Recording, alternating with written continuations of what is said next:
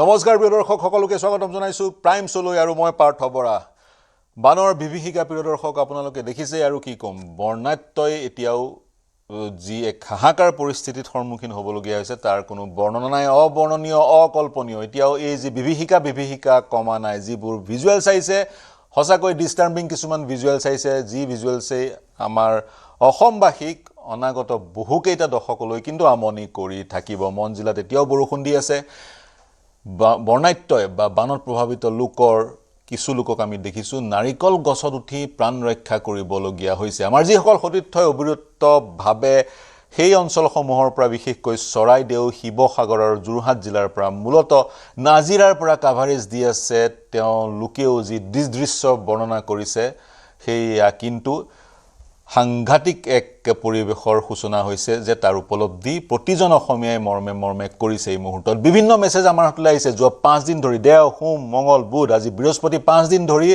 আবাল বৃদ্ধ বনিতা আবদ্ধ হৈ আছে টেঙাপুখুৰী অঞ্চলৰ শিৱসাগৰ চৰাইদেউ জিলাৰ টেঙাপুখুৰী অঞ্চলৰ এখন গাঁৱত একমাত্ৰ যেটো দুই মহলীয়া ঘৰ সেই ঘৰৰ ছাদত সেই দেওবাৰৰ পৰা এতিয়ালৈকে গাঁওখনৰ 70 জন মানুহ আবদ্ধ হৈ আছিলে হেহতিয়াকৈ ৰেস্কিউ হোৱা উদ্ধাৰ হোৱাৰ আমি খবৰ পাইছো তাৰ সমান্তৰালে শিৱসাগৰৰ বহু তেনেলোকৰ আমাৰ হাতলৈ মেছেজ আহিছে যি সকল সেই দেওবাৰৰ পৰা আবদ্ধ হৈ আছে আৰু মৃত্যুৰ সংখ্যাই 45 স্পৰ্শ কৰিছে আৰু দুদিনৰ আগতে নাজিৰাৰ বিধায়ক গৰাকীয়ে সৰু অধিক লোকৰ মৃত্যু হোৱাৰ আশংকা প্ৰকাশ কৰিছিল মুখ্যমন্ত্ৰী ইতিমধ্যে স্পষ্ট কৰি দিছে 80 জন শিৱসাগৰ মাত্ৰ কেৱল শিৱসাগৰ জিলাত এতিয়াও নিৰুদ্দিষ্ট হৈ আছে নিখোজ হৈ আছে যদি দেওবাৰৰ পৰা নিখোজ হৈ আছে আশা কৰো জীৱিত অৱস্থাত আছে আৰু সোনকালে উদ্ধাৰ হোক আপুনি যদি শিৱসাগৰ বা নাজিৰাৰ দৃশ্যবোৰ দেখিব চাই তেতিয়া দেখিব ৰাস্তাৰ কাষত আলমিৰা বা ঘৰৰ অত্যাৱশ্যকীয় বা মূল্যৱান সামগ্ৰীসমূহ শুকুৱাবলৈ চেষ্টা কৰা হৈছে ঘৰবোৰ প্ৰতিখন ঘৰেই এক প্ৰকাৰ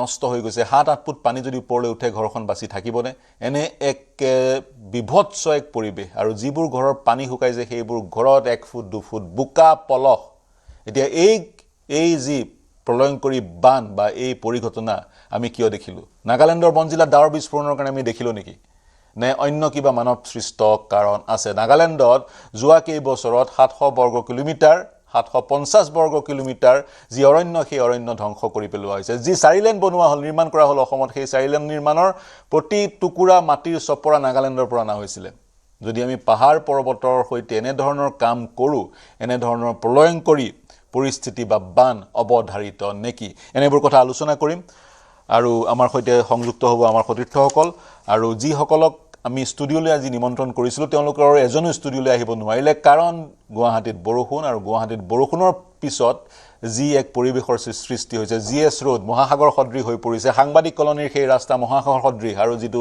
নৰকাসুৰ পাহাৰ গুৱাহাটী মেডিকেল কলেজ হস্পিটেল সংযোগী সেই পাহাৰত এতিয়া কিছু সময়ৰ আগতে ভূমিস্খলন হোৱাৰ আমি খবৰ পাইছো আবদ্ধ হৈ আছে গুৱাহাটীৰ ৰাস্তাত জনতা হাহাকাৰ কৰিছে দিনে দিনে যিমান দিন পাৰ হৈ গৈছে তেনে ধৰণৰ বিভীষিকাই যেন বৃদ্ধি পাইছে আৰু এইবাৰ সাহায্যৰ ক্ষেত্ৰত যদিও বা প্ৰস্তুত নাছিলে চৰকাৰ সেই অঞ্চলত কেতিয়াও বানপানী নহয় বুলি ধৰি লোৱা হৈছিল কিন্তু সাহায্যৰ ক্ষেত্ৰতো 5 দিন পাৰ হৈ যোৱাৰ পিছতো সাহায্যৰ প্ৰক্ৰিয়াটো কিন্তু পৰ্যাপ্ত হোৱা নাই 40-50 খন ৰাবাৰ বুটেৰে লাখ লাখ মানুহক কেনেকৈ উদ্ধাৰ কৰিব আৰু সেই 5 দিনৰ ভিতৰত আন ৰাজ্যৰ পৰা বা দিল্লীৰ পৰা যি ধৰণৰ সাহায্য সেই অঞ্চললৈ পাবগৈ লাগিছিল সেই ধৰণে পোৱা নাই ৰাজনীতিবিদ সকল কিন্তু সক্ৰিয় হৈ পৰিছে ময়ূৰ বৰগোহাঁই নাজিৰাৰ বিধায়ক গৰাকী তেওঁকে দেখিছো তেওঁ যিমান পাৰি পাৰ্যমানে যিমান পাৰা সহযোগ কৰিবলৈ সাহায্য প্ৰদান কৰিবলৈ চেষ্টা কৰিছে কিন্তু গোটেই মেচিনাৰীটোৱে যদি ফেইল হৈ যায় দুৰ্যোগ প্ৰশমনৰ গোটেই ব্যৱস্থাটোৱে যদি প্ৰস্তুত হৈ নাথাকে তেতিয়া কিন্তু ৰাইজে দুৰ্ভোগ ভোগে এই কথাবোৰ আমি নতুনকৈ চিন্তাৰ কিন্তু প্ৰয়োজন আছে মোৰ সৈতে সংযুক্ত হ'ব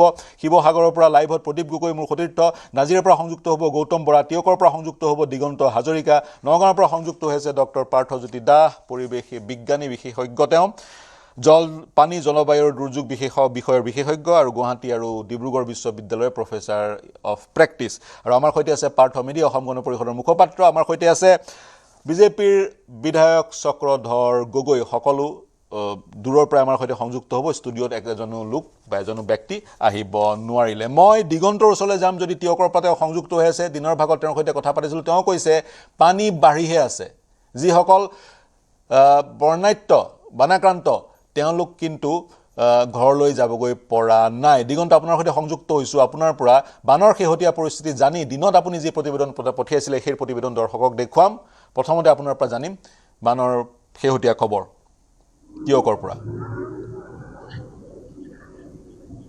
নিশ্চয় পাৰ্থ আপুনি বহুখিনি কথা ইতিমধ্যে উল্লেখ কৰিছেই কেনে এক অবৰ্ণনীয় পৰিস্থিতিৰ সৃষ্টি হ'ল আমি এই ৫টা দিন ধাৰাবাহিকভাৱে দেখুৱাই আহিছোঁ যি আচলতে চুবুৰীয়া ৰাজ্য নাগালেণ্ডৰ মন জিলাত যি ডাৱৰ বিস্ফোৰণৰ পাছৰ যি বান পৰিস্থিতি কোনো কাল কোনো দিন নেদেখা নুশুনা এটা পৰিৱেশ পাৰ্থ চাওক আজি আমি দিনৰ ভাগত এটা স্থানলৈ গৈছিলোঁ এহাল বুঢ়া বুঢ়ী সেই বুঢ়া বুঢ়ীৰ ঘৰটো 4 দিনকৈ পানীৰ তলত আছে কোনোৱে ৰাতি খোৱা নাই ৰাতিপুৱা খোৱা নাই আৰু তেনেধৰণে তেওঁলোকে সময়বোৰ পাৰ কৰিছে এজন যুৱকে আমাৰ কেমেৰাৰ সন্মুখত নিউজ 18ৰ কেমেৰাৰ সন্মুখত হুক হুকাই কান্দি দিছে এটাৰ কাৰণেই যে বছৰ বছৰ তেওঁ কষ্ট কৰি যি অকণ সম্পত্তি গোটাইছিল সেই সম্পত্তিবোৰ পাৰ্থ একেবাৰে নিশেষ হৈ গ'ল আৰু এয়াই এতিয়া বাস্তৱ ইমানেই আচলতে ভয়ানক পৰিস্থিতি আৰু যোৰহাট জিলা আয়ুক্তই ইতিমধ্যে আমাক যিটো তথ্য দিছে পাৰ্থ যে যোৰহাট জিলাখনত 600খন ৰাজহ গাঁও এই 600খন ৰাজহ গাঁৱৰ 177খন ৰাজহ গাঁও পানীৰ তলত পৰিছে আৰু ইতিমধ্যে যি আচলতে কৃষিভূমিয়ে হওক বা যি পশুধন ৮৭,০০০ পশুধন এই বানত আক্ৰান্ত হ'ল আৰু চৰকাৰী যি শিবিৰ সেই শিবিৰ 19টা শিবিৰত ৫,৮০০ লোকে এতিয়া বাস কৰি আছে আৰু ৫৮,০০০ লোকে পাৰ্থ ওচৰৰ সমীপৰ ওখ স্থান নহ'লে চাঙৰ ওপৰত চাং পাতি তেওঁলোকে জীৱন অতিবাহিত কৰিছে কিছু কথা আমি ক'ব লাগিব যে ইতিমধ্যে মই এটা কথা সুধিম ৮৭,০০০ পশুধন আক্ৰান্ত হৈছে বুলি ক'লে কি ক'ব পাৰি ৮৭,০০০ পশুধন কাৰণ জীৱ জন্তু নিজৰ ৰক্ষা মানৱে যেনেকৈ কৰিব তেনেকৈ কৰিব নোৱাৰিব মৃত্যু হৈছে বুলি ক'ব পাৰি ৮৭,০০০ পশুধন ৮৭,০০০ পশুধন সংযোগ বিচ্ছিন্ন হৈছে হয় সংযোগ বিচ্ছিন্ন হৈছে তেওঁৰ সৈতে চেষ্টা কৰিম পুনৰ সংযোগ স্থাপন কৰিবলৈ সংযোগ স্থাপন কৰিব নোৱাৰিলেও দিনৰ ভাগত যিকেইটা প্ৰতিবেদন তেওঁ আমালৈ প্ৰেৰণ কৰিছিলে সেইকেইটা প্ৰতিবেদন মই দৰ্শকক দেখুৱাবলৈ চেষ্টা কৰিম বা দেখুৱাম সেইকেইটা প্ৰতিবেদন মই অন্যসকলৰ ওচৰলৈ যাব বিচাৰিছোঁ ৮৭,০০০ পশুধন আক্ৰান্ত হৈছে বুলি তেওঁ ইতিমধ্যেই কৈছে মই বিজেপিৰ বিধায়ক চক্ৰধৰ গগৈ আপোনাৰ ওচৰলৈ যাব বিচাৰিছোঁ কি প্ৰতিক্ৰিয়া প্ৰকাশ কৰিব এখন দুখজনক ছবি আমাৰ সন্মুখত মৃতকৰ সংখ্যা ৪৫ স্পৰ্শ কৰিছে কিন্তু এই সংখ্যা বৃদ্ধি হোৱাৰ পূৰ্ণ সম্ভাৱনা আছে আৰু যিহেতু পালিত পুত খোৱাৰো আশংকা কৰা হৈছে বহু মৃতদেহ গতিকে বহু মৃতদেহ চাগৈ উদ্ধাৰো নহ'ব তেনেধৰণৰ আশংকা কিন্তু স্থানীয় ৰাইজে প্ৰকাশ কৰিছে আৰু সাহায্য যি ধৰণে পাব লাগিছিল সাহায্য পৰ্যাপ্ত ৰূপত নোপোৱাৰ অভিযোগ উত্থাপন হৈছে কি ক'ব হয় এই কথাটো আপুনি যেটো সুধিলে মই একচুয়ালি আজি মই কথা পাতিব পৰা এটা মানসিক অৱস্থাতে নাই কাৰণ মই ডিব্ৰুগড় জিলাৰ মানুহ মোৰ একেবাৰে ওচৰত বানপানী হৈ আছে কিন্তু বিধানসভাখন এৰিব পৰা নাই কাৰণে ইয়াতে থাকিব লগা হৈছে এই গোটেই ঘটনাটো এটা অতি মৰ্মান্তিক আৰু দুৰ্ভাগ্যজনক এটা ঘটনা যেটো ঘটনা কাহানিও মানুহে বিশেষকৈ শিৱসাগৰ নাজিৰা বা আমাৰ চৰাইদেউ মাহমৰা এই মানুহবিলাকে এনেকুৱা ঘটনা প্ৰাকৃতিক দুৰ্ঘটনা এনেকুৱা কাহানিও দেখাই নাই আজি তাৰ বিপৰীতে হসা কথা ক'ব গলে মোৰ সমষ্টি মানুহে মই এনেকুৱা ধৰণৰ জলাকলা খাইছিল বিগত দিনবিলাকত আমি এইবিলাকৰ লগত সহাৱস্থান কৰি মোৰ খোৱাং সমষ্টিবাসী মানুহে জীয়াই থকাৰ অভিজ্ঞতা আছে আমাৰ কিন্তু তেখেতলোকৰ একেবাৰে নাছিলে কিন্তু হঠাৎ এই যি মানে বিৰাট যি বানপানী আহিল যেটো 50 চনৰ ভূমিকম্পৰ সময়ত আহা বুলি মানুহে আমাক ককাহঁতে কৈছিলে তেনেকুৱা এই বানপানীটো এতিয়া সাংঘাতিক ধৰণে মানুহ একেবাৰে গাঁও ভূঁই সকলো নিশ্চিন্ন কৰি জীৱ জন্তু মানুহ কোন কলৈ গৈছে এটা ক'ব নোৱাৰা এটা অৱস্থা যত দুকুৰিতকে অধিক মানুহ ইতিমধ্যে মৃত্যু হোৱা বুলি চৰকাৰীভাৱে ঘোষণা হৈছে ৮০ জনতকৈ অধিক লোক ইতিমধ্যে মিছিং হৈ থকা বুলি ঘোষণা হৈছে এটো কিবা অলপ বেদনাদায়ক কথা নে গতিকে এইখিনি সহিব নোৱাৰা এটা বেদনা কিন্তু তাৰ মাজতে আমি সমুখলৈ চাই খোজ কাঢ়িব লাগিব আৰ্তজনক আমি উদ্ধাৰ কৰি আনি তেওঁলোকক সুৰক্ষিত স্থায়লৈ আনিব লাগিব আৰু যোৱা ৩ দিন ধৰি নিৰৱ বিচ্ছিন্নভাৱে অসম চৰকাৰৰ বিভিন্ন প্ৰশাসন যন্ত্ৰ ইতিমধ্যে নামি পৰিছে আৰু জনপ্ৰতিনিধি সকলকো চাইছো তেওঁলোকে নিৰন্তৰ শিৱসাগৰ যোৰহাট নাজিৰা এই গোটেই চৰাইদেউৰ বিধায়কসকলে নিৰন্তৰ মানুহৰ মাজতে আছে আৰু তাৰ তেওঁলোকে উদ্ধাৰ কাৰ্যত আন্তৰিকতাৰ সহযোগিতা কৰিছে বিশেষভাৱে আমাৰ জলসম্পদ মন্ত্ৰী সুশান্ত বৰগোহাঁই ডাঙৰীয়া লগতে মাননীয় মুখ্যমন্ত্ৰী ডাঙৰীয়া কালিৰ পৰা গৈ যোগদান কৰাত ইয়াৰ প্ৰাবল্যতা আৰু বাঢ়িছে আৰু ইয়াক অধিক জোৰকৈ কৰিবৰ কাৰণে সক্ষম হৈছে তাৰ মাজতে এতিয়া আমাৰ যিখিনি বন্যাত্য ৰাইজৰ মাজলৈ যিটো আমাৰ খাদ্য সম্ভাৰ বা খাদ্য বস্তু লৈ যোৱাৰ ক্ষেত্ৰত যিটো প্ৰশ্ন আহিছে হেতু নিশ্চিতভাৱে প্ৰশ্ন আহিব কাৰণ একেলগতে এখন বা দুখন চাৰিখন পাঁচখন গাঁও হলে বেলেগ কথা কিন্তু মানে হাজাৰ হিচাপত গাঁও যেতিয়া প্ৰভাৱিত হৈছে আৰু এনেকুৱা কিছুমান আপুনি হেতু চাই জানে যে নগালেণ্ডৰ একেবাৰে হিমামূৰীয়া এলেকা হেবিলাকত পাহাৰীয়া এলেকা বহুত আছে জানজুৰি নৈ নিজৰা বেছি আছে গতিকে যেহেতুকে নগালেণ্ডৰ পৰাই পানী ধাৰটো নামি আহিছে সেইকাৰণে সেই নদীবিলাক পাৰ হৈ বা ইপাৰ সিপাৰ যাবলৈ যথেষ্ট কষ্ট হ'বই আৰু এটোত অনেক মানে বাধা বিঘিনি আহিব কিন্তু তাকো নেউচি আমাৰ এনডিআৰএফ এছডিআৰএফে নিৰন্তৰ কাম কৰি আছে আৰু চৰকাৰ যন্ত্ৰটোৱে ৰাইজৰ মাজলৈ যাতে পানীৰ পৰা খোৱা বস্তুলৈকে যাতে লৈ যাব পাৰে তাত চেষ্টাৰ ত্ৰুটি কৰা নাই কিন্তু প্ৰাকৃতিক এই দুৰ্যোগটোৰ প্ৰাবল্যতাটো বেছি হোৱা কাৰণে কিছু হেম্পাৰ নোহোৱা নহয় মই ভাবিছো এইখিনি লাহে লাহে পানী যদি কমি আহে তো আমি নিশ্চয় মই আপোনাক এৰিব লাগিব মই আপোনাক পুনৰ আপোনাৰ ওচৰলৈ শুনি আছো যে হয় মই শুনি পানী যেতিয়া কমিব ভয়াবহতা আৰু কিন্তু বৃদ্ধি পাব মই দুনাই কোৱাৰ প্ৰয়োজন নাই কিয় ভয়াবহতা বৃদ্ধি পাব তাৰ সমান্তৰালে দৈয়াঙৰ যিটো নিপকুৰ প্ৰকল্প সেই প্ৰকল্পটিও পানী এৰাৰ ফলত সেই অঞ্চলতো বানৰ ভয়াবহতা বৃদ্ধি পাইছে তাৰ লগত এটা কথা ক'ব বিচাৰিম 45 জন লোকৰ মৃত্যু হ'ল 45 জন লোকৰ মৃত্যু হোৱাৰ পিছত অসমৰ বানপানীৰ বাতৰি আজিৰ দিনটোত 5 নম্বৰ দিনাখন ৰাষ্ট্ৰীয় সংবাদপত্ৰৰ এখন সংবাদপত্ৰৰ নাম ল'ব বিচৰা নাই এখন সংবাদপত্ৰৰ প্ৰথম পৃষ্ঠাত আমি পৰিলক্ষিত কৰিলোঁ এই যদি অনুৰূপ ঘটনা উত্তৰ ভাৰতৰ কোনোবা এখন ৰাজ্যত হ'ল হয় তেতিয়া কিন্তু তাৰ ফলাফল বা তাৰ প্ৰতিক্ৰিয়া পৃথক হল হয় বুলি বিভিন্নজনে ক'ব বিচাৰিছে 5 দিন অতিবাহিত হৈ গ'ল ৰাইজ এতিয়াও আবদ্ধ হৈ আছে আৰু চক্ৰধৰ গগৈ ডাঙৰীয়াই যিটো কথা কৈছে জনপ্ৰতিনিধিৰ ক্ষেত্ৰত জনপ্ৰতিনিধি মন্ত্ৰী বিধায়ক যি ধৰণে সোমাই পৰিছে সাহায্যৰ অভিযানত নিজাববীয়াকৈ তেওঁৰ সেই কথাটো গ্ৰহণযোগ্য কিন্তু চৰকাৰী বিষয়াৰ ওপৰত কিন্তু প্ৰশ্ন উত্থাপিত হৈছে এছডিআৰএফ এনডিআৰএফৰ ওপৰত কিন্তু প্ৰশ্ন উত্থাপিত হৈছে উৰিষ্যাৰ মডেল 2021 চনতে ৰিপ্লিকেট কৰাৰ কথা আছিলে উৰিষ্যাৰ ডিজাস্টাৰ মেনেজমেণ্ট মডেল হেয়া কিয় ৰিপ্লিকেট কৰা নহ'ল এনেবোৰ প্ৰশ্ন কিন্তু আজিৰ তাৰিখত প্ৰাসংগিক আৰু আজি দেখিছোঁ শিল্পী সমাজো আগবাঢ়ি আহিছে বিভিন্নজনে আৰ্তনাদৰ কাষত থিয় দিছে বদৰুদ্দিন আজমলেও সাহায্য আগবঢ়োৱাৰ কথা ঘোষণা কৰিছে প্ৰতিটো বানবিধ্বস্ত নামঘৰলৈ প্ৰতিটো নহয় বানবিধ্বস্ত নামঘৰসমূহলৈ 25 লাখ টকা তেওঁ ঘোষণা কৰিছে এতিয়া মই ডক্টৰ পাৰ্থজ্যোতি দাস আপোনাৰ ওচৰলৈ আহিব বিচাৰিছোঁ একাংশৰ ধাৰণা যে এয়া হৈছে প্ৰাকৃতিক দুৰ্যোগ কিন্তু মানৱ সৃষ্ট কাৰণ ইয়াত কি থাকিব পাৰে সুবুৰীয়া পাহাৰীয়া ৰাজ্যসমূহৰ যি পাহাৰবোৰ অৰুণাচলেই হওক বা মেঘালয় হওক বা ইন দিছ কেছ নাগালেণ্ড পাহাৰবোৰৰ যিবোৰ অৰণ্য সেইবোৰ কাটি আমি তহিলং কৰিছোঁ জুম কাল্টিভেশ্যন কৰিছোঁ বৰষুণ আহিছে আৰু গছ নথকাৰ কাৰণে বৰষুণে পানীও আনিছে মাটিও আনিছে যাৰ ফলত এই ধৰণৰ জিয়াটো আমি ভুগিবলগীয়া হৈছে গতিকে মানৱ সৃষ্ট কাৰণকেইটা কি হ'ব পাৰে মথাউৰি নদীকেইখন সেইকেইখন সৰু নদী দিখৌ বা দৰিকা ভোগদৈ সৰু নদী কাহানিও সেই নদীবোৰত পানী ফেনে ফুটুকাৰে নাবাঢ়ে গতিকে এইবাৰ কিয় হ'বলৈ পালে ইয়াৰ মানৱ সৃষ্ট কাৰণ কি হ'ব পাৰে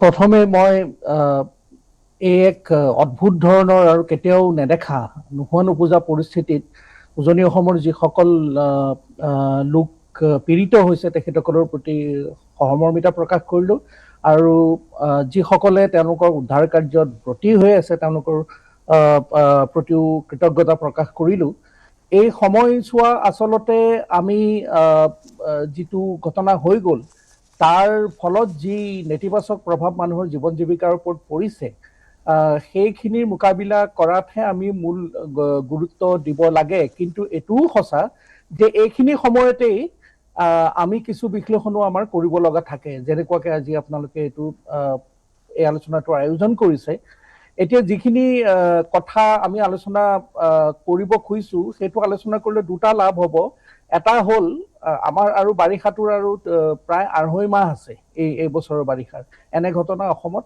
আকৌ পুনৰাবৃত্তি হ'ব পাৰে আৰু দ্বিতীয় কথা ভৱিষ্যতলৈও প্ৰচুৰ পৰিমাণে হোৱাৰ সম্ভাৱনা আছে গতিকে এনে আলোচনাৰ পৰা আমি ভৱিষ্যতে কেনেকৈ আমি এনে ধৰণৰ ঘটনাবিলাকৰ মোকাবিলা কৰিব পাৰোঁ তাৰো এটা মই ভাবোঁ এটা তাতে প্ৰতিফলন ঘটিব যদিও এই ঘটনাটো ডাৱৰ বিস্ফোৰণ বুলি কোৱা হৈছে, ব্যক্তিগতভাৱে মই এতিয়াও নিশ্চিত নহওঁ, কাৰণ এতিয়ালৈকে আমি যিমান ৰেকৰ্ডত পাইছোঁ 126ৰ পৰা 140 মিলিমিটাৰ মানৰ ভিতৰত 19-20 জুলাইৰ ভিতৰত সেইটো বৰষুণ হৈছে, কিন্তু ডাৱৰ বিস্ফোৰণ নত আচলতে তাতকৈ বেছি মই হস্তক্ষেপ কৰিছোঁ ডক্টৰ দাস। ঘণ্টা আপুনি যিটো পইণ্ট কৈছে, IMD-য়ে এখন বাতৰি কাকতত পঢ়িবলৈ পালোঁ ডাৱৰ বিস্ফোৰণ বুলি তেওঁলোকে মানি লোৱা নাই। IMD-য়ে ডাৱৰ বিস্ফোৰণ নহয় বুলি কৈছে। হয় হয় সেইটো ময়ো কৈছোঁ হয় কাৰণ সেইটো তাৰমানে আমি এনেধৰণৰ বৰষুণক অতিবৃষ্টি বা এক্সট্ৰিম ৰেইনফল বুলি কওঁ, ডাৱৰ বিস্ফোৰণটো ইয়াতকৈ ভয়াৱহ আচলতে। হয় গতিকে যি নহওক সেইটো ডাঙৰ কথা নহয়, কিন্তু অতিবৃষ্টিৰ যিবোৰ ঘটনা, অত্যন্ত বেছি বৰষুণ কম সময়তে দিয়ে, তেনেধৰণৰ ঘটনা প্ৰাকৃতিকভাৱে আমাৰ ইয়াত হৈ থাকে। আমাৰ যিটো আমাৰ ভৌগোলিক আৰু আমাৰ জলবায়ুবিক যিটো পৰিস্থিতি, কিন্তু জলবায়ুৰ পৰিৱৰ্তনৰ বাবে তেনেধৰণৰ ঘটনাবোৰ বেছিকৈ হৈছে। যোৱা 2 বছৰমান আগৰ এটা আন্তৰ্জাতিক এটা অধ্যয়নত কৈছে যে আমাৰ এই উত্তৰ পূৰ্বাঞ্চলত, বিশেষকৈ মেঘালয়, নাগালেণ্ড, অসম এই অঞ্চলত এক্সট্ৰিম ৰেইনফলৰ যিবোৰ ঘটনা, যিবোৰত ধৰি লওক দৈনিক 150 মিলিমিটাৰৰ বেছি বৰষুণ হয়, তেনেকুৱা 1950 চনমানৰ পিছত এতিয়ালৈকে প্ৰায় 4 গুণ বৃদ্ধি হৈছে। এইটো এটা সাংঘাতিক ডাঙৰ কথা, আৰু সেইটো যে হৈছে আমিতো প্ৰমাণ পায়ে আছো। অলপ দিনৰ আগতে গাই নদীত অৰুণাচলত প্ৰত্যেক বছৰতে আমি দেখি আছো যে এনেধৰণৰ এক্সট্ৰিম ৰেইনফলৰ ঘটনা বা অতিবৃষ্টিৰ ঘটনা ঘটি আছে। আগতেও ঘটিছিল, ৰিপৰ্ট কম হৈছিল, আজিকালি ৰিপৰ্ট হয়। এতিয়া সেইটো এটা ট্ৰিগাৰিং ফেক্টৰ দেই, এই যিটো আমাৰ আজিকালি ঘটনাটো ঘটি আছে। কিন্তু ইয়াৰ স্কেলটো যে ইমান ডাঙৰ হ'ল, ইমান যে বেছি ক্ষয় ক্ষতি হ'ল, ইমানবোৰ ঠাইত ইমানবোৰ বেছি মানুহ প্ৰভাৱিত হ'ল, সেইখিনিত কিন্তু মানৱ সৃষ্ট কাৰণ জড়িত হৈ আছে। এই ঘটনাটো যদি আজি প্ৰায় 40-50 বছৰ আগতে হ'লহেঁতেন, ইমান ক্ষয় ক্ষতি নহ'লহেঁতেন।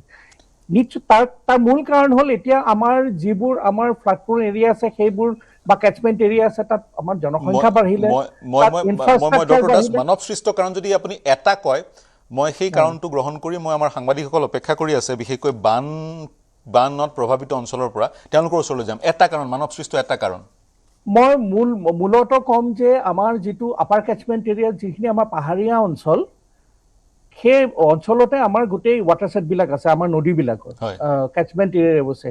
সেই ঠাইৰ ইকলজিকেল হেল্থ কেনে অৱস্থাত আছে তাৰ ওপৰত বহু পৰিমাণে নিৰ্ভৰ। যদি খুব বেছি নিৰ্বননীকৰণ হৈছে, মাইনিং হৈছে, যদি বিভিন্ন ধৰণৰ কনষ্ট্ৰাকশ্যনৰ কাৰণে আমাৰ পাহাৰৰ শ্লোপবোৰ ডিষ্টেবিলাইজ হৈছে, তেতিয়াহ'লে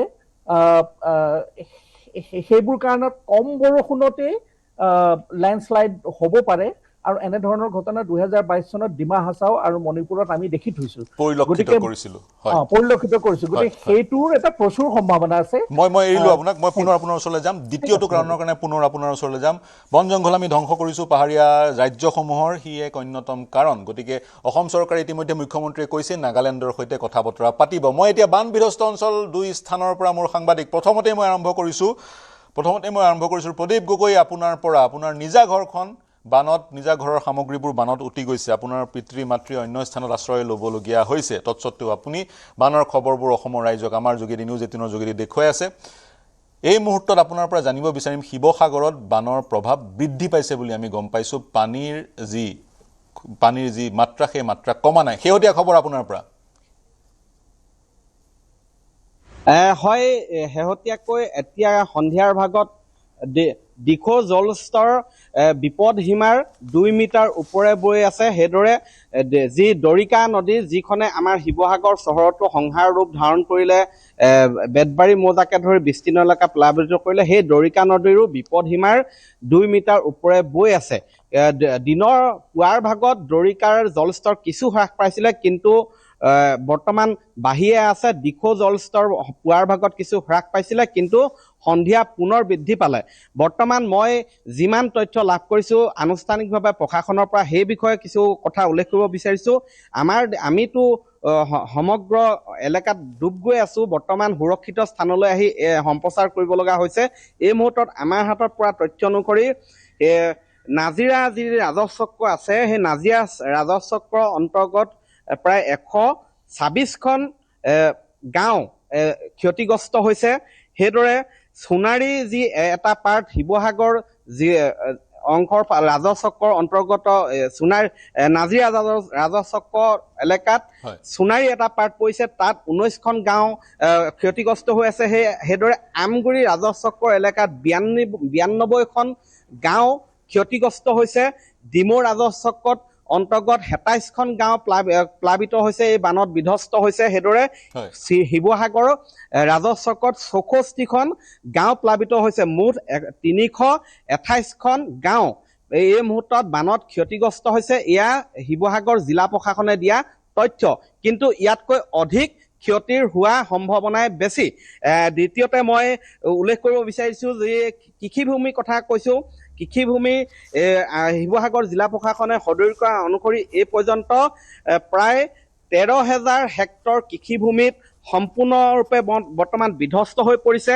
সেইদৰে 3,92,195 গৰাকী ব্যক্তি এই বানত ক্ষতিগ্ৰস্ত হৈছে। এয়া প্ৰশাসনে দিয়া তথ্য, কিন্তু ইয়াৰ পৰিমাণ অধিক হ'ব বুলি আমি নিশ্চিত, কাৰণ বহু ঠাইত এতিয়াও প্ৰশাসনৰ লোক উপস্থিত হৈ গৈ পোৱা নাই। ছাৰ্ভে কৰিব পৰা অৱস্থালৈ তেওঁলোকে যাব পৰা নাই। গতিকে এই যি সদৰি কৈছোঁ যে 300ৰো অধিক গাঁও বৰ্তমান বিধ্বস্ত হৈ পৰিছে, বানত প্লাবিত হৈছে।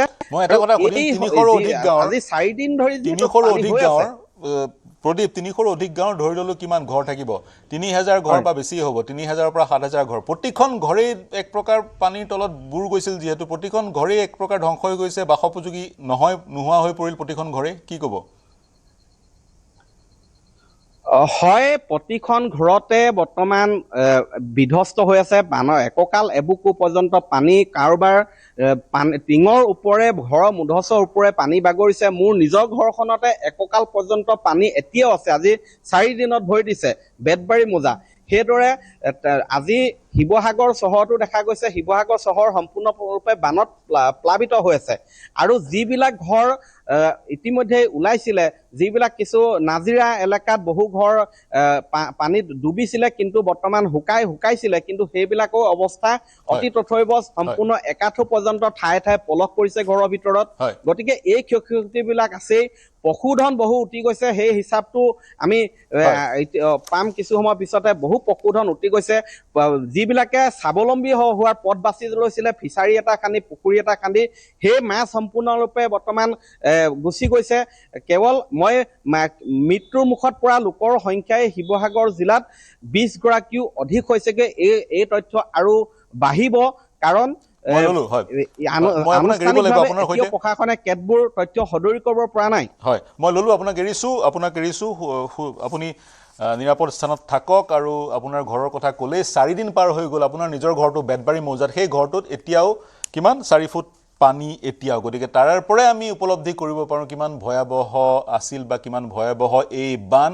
আৰু এই বানৰ পানী কিন্তু এতিয়াও শুকোৱা নাই। শুকোৱাৰ পিছতো এক অনাকাংক্ষিত বা এক অবৰ্ণনীয় পৰিস্থিতিৰ সৃষ্টি হৈছে। মই গৌতম আপোনাৰ ওচৰলৈ গৈছোঁ। নাজিৰা সকলোতকৈ বেছিকৈ প্ৰভাৱিত সেই সমষ্টি, নাজিৰা সমষ্টিত আমাৰ উপস্থিত আছে আমাৰ সতীৰ্থ গৌতম।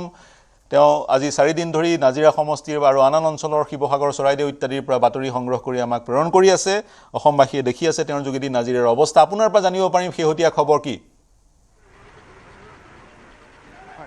হয়, নিশ্চয়কৈ পাৰ্থ চাওক, আজি কিছু সময় পূৰ্বে বিয়লি প্ৰায় 3:30-4 বজাৰ ভিতৰত আমি যি স্থানত, অৰ্থাৎ দিখৌ নদীখনে যি তাণ্ডৱ চলাইছিলে ডিব্ৰুগড় চন্তক, তাৰ পৰা যদি আমি আগলৈ যাওঁ তেনেহ'লে নাগালেণ্ডৰ মন জিলা আৰু লংলিং জিলা সংযোগী এখন দলং আছে, তুলসী ঘাট বুলি কয় সেই অঞ্চলটোত।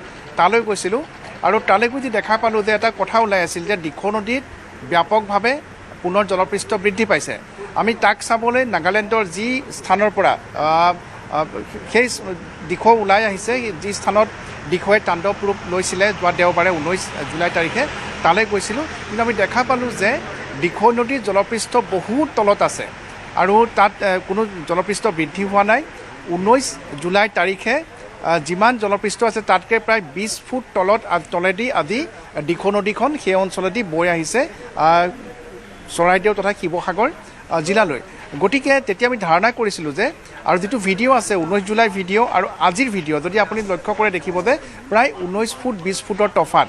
আৰু সেই দিনটো যি তাণ্ডৱৰ সৃষ্টি কৰিছিলে সেইটো সঁচাকৈ স্বাভাৱিক আছিলে যে যি নাগালেণ্ডত যদি জলপৃষ্ঠ ইমান হয় তেনেহ'লে নামনি অঞ্চলত তেনেধৰণৰ তাণ্ডৱ হোৱাটোৱেই স্বাভাৱিক কিন্তু যেতিয়া আমি উভতি আহিছিলোঁ উভতি অহাৰ সময়ত প্ৰায় 5 বাজি গৈছিলে তেতিয়া সন্তক তথা বিহুবৰ অঞ্চলত আমি দেখা পাইছিলোঁ যিবোৰ ঘৰ সম্পূৰ্ণৰূপে পানীত ডুব গৈ আছিলে পানী হ্ৰাস পাইছিলে পলস পৰি আছিলে তেওঁলোকে ঘৰসমূহ চাফা কৰিছিলে পৰিষ্কাৰ কৰিছিলে কিন্তু বিয়লি প্ৰায় 5 বজাৰ পৰা পুনৰ পথেদি কেইবা স্থানত সন্তকৰ পথৰ ওপৰেদি ব্যাপক হাৰত দিখৌ নদীৰ জলপৃষ্ঠ বৃদ্ধি পায় পানী ববলৈ আৰম্ভ কৰিছে আৰু হয়তো বৰ্তমানলৈকে সেই পথেৰে যাতায়াত সম্পূৰ্ণৰূপে বন্ধ হৈ পৰিছে কিয়নো আমি আহোঁতেই আমি গাড়ী চলাব পৰা হোৱা নাছিলে অতি সাৱধানেৰে আহিব লগা হৈছিলে জলপৃষ্ঠ সেই পথটোৰ ওপৰত প্ৰায় 3 ফুট পৰ্যন্ত পানী সেই সময়ত আছিলে গতিকে এইটো এটা প্ৰশ্নৰ সৃষ্টি হৈছে যে নাগালেণ্ডত তাৰ পৰা কিছু নিলগতে থকা নাগালেণ্ডত দিখৌ নদীৰ জলপৃষ্ঠ অতি নিম্ন স্তৰত আছে কিন্তু আমি দেখা পালোঁ যে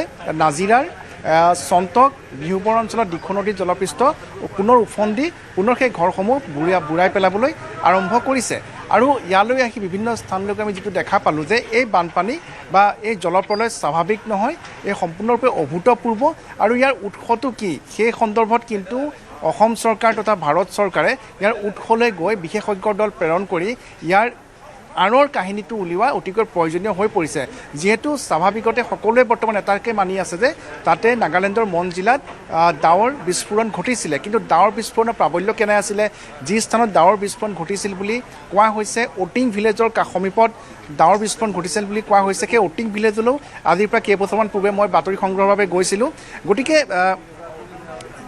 ইয়াৰ আঁৰৰ কি যিটো কাহিনী যে ইয়াত যি জলপ্ৰলয়ৰ সৃষ্টি হৈছে ইয়ালৈ যদি যিসকল লোকে আহি ইয়াত যদি সেইসমূহ স্থানলৈ যায় তেনেহ'লে উপলব্ধি কৰিব পাৰিব যে এটা চুনামি অহাৰ পিছত সেই অঞ্চলসমূহত যেনেধৰণৰ এটা পৰিৱেশৰ সৃষ্টি হয় অৰ্থাৎ বহু সংখ্যক গাড়ী ইতিমধ্যে পানীত উটুৱাই নিছে শ বাসগৃহ ইতিমধ্যে ভাগি ছিগি চিনমুকাম নাইকিয়া হৈ পৰিছে কেইবাখনো গাঁৱৰ অস্তিত্ব বিলোপ পাইছে বিহুবৰ আৰু সন্তক অঞ্চলত তালৈ বৰ্তমানো যাব পৰা অৱস্থাত নাই আৰু সমগ্ৰ নাজিৰা সমষ্টিটো ঠিক সেইদৰে শিৱসাগৰ জিলাখনৰ আটাইকেইটা ৱাৰ্ড আটাইখিনি পঞ্চায়ত বৰ্তমান পানীৰ তলত বিভিন্ন স্থানত যিসকল লোক আছে তেওঁলোকে সুৰক্ষিত অৱস্থাত আছে যদি বৰ্তমানলৈকে ভিতৰুৱা বহু অঞ্চলত বহু লোক এতিয়াও জলবন্দী হৈ দিন পাৰ কৰিব লগা হৈছে তেওঁলোকে কোনো খাদ্য ইত্যাদিও লাভ কৰা নাই গতিকে এইটো যি অভূতপূৰ্ব আৰু অস্বাভাৱিক যিটো বান ইয়াৰ আঁৰৰ কাৰণ কি সেই কথাটো কিন্তু কেন্দ্ৰীয় চৰকাৰ তথা ৰাজ্য চৰকাৰে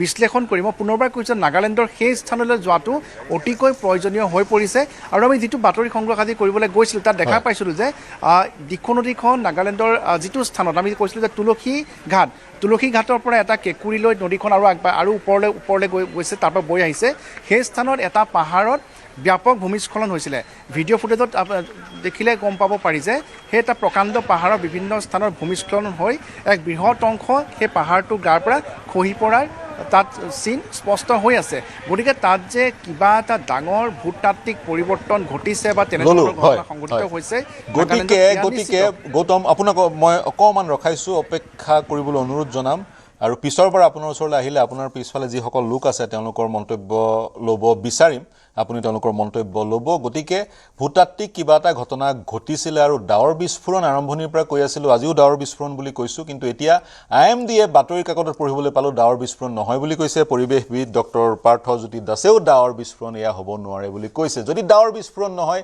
কি আছিলে যদি আজি দিখৌ নৈৰ যি জলস্তৰ যদি 20 ফুট তললৈ নামি গৈছে পুনৰ এই দিখৌ নৈখনে তেনেধৰণৰ এক অস্বাভাৱিক চৰিত্ৰৰ প্ৰদৰ্শন কিয় কৰিলে ইৰেটিক বিহেভিয়াৰ কিয় ডিছপ্লে কৰিলে দিখৌ নৈয়ে আঁৰত কি জলস্তৰ বৃদ্ধি পোৱা নদীসমূহৰ পানী অনায়াসে উত্তৰলৈ আহি ব্ৰহ্মপুত্ৰত কিয় পৰিবগৈ পৰা নাই নপৰাৰ কিবা বিশেষ কাৰণ আছে নেকি মথাউৰিবোৰ কি হ'ল এনেধৰণৰ প্ৰশ্নবোৰ প্ৰাসংগিক বিনা মথাউৰিৰো বিভিন্ন সৰু সৰু নদী আছিলে এইবোৰ প্ৰশ্ন প্ৰাসংগিক কিন্তু মই ডক্টৰ পাৰ্থ মেধি আপোনাৰ ওচৰলৈ যাম অসম গণ পৰিষদৰ প্ৰতিনিধি কি প্ৰতিক্ৰিয়া প্ৰকাশ কৰিব প্ৰথম কথা ৰাজনীতিবিদসকল মই কৈছোঁৱে তেওঁলোকে প্ৰাজ্যমানে কৰিছে সাহায্য আগবঢ়াব বিচাৰিছে নিজাববীয়াকৈ নিজা ইনিচিয়েটিভৰো তেওঁলোকে কাম বন কৰিছে কিন্তু প্ৰশাসনতন্ত্ৰটোৱে যি ধৰণে ৰেছপন্স প্ৰতিক্ৰিয়া প্ৰকাশ কৰিব লাগিছিল যদি আন্তঃৰাষ্ট্ৰীয় প্ৰতিষ্ঠানসমূহে প্ৰতিবেদনৰ ওপৰত প্ৰতিবেদন প্ৰকাশ কৰিছিলে এক্সট্ৰিম ক্লাইমেট চেঞ্জত এনেধৰণৰ ঘটনা ঘটিব পাৰে বিগত সময়ত এনেধৰণৰ ঘটনা ডিমা হাছাওকে ধৰি মণিপুৰকে ধৰি আন অঞ্চলত আমি পৰিলক্ষিত কৰিছিলোঁ আমি প্ৰস্তুত হ'ব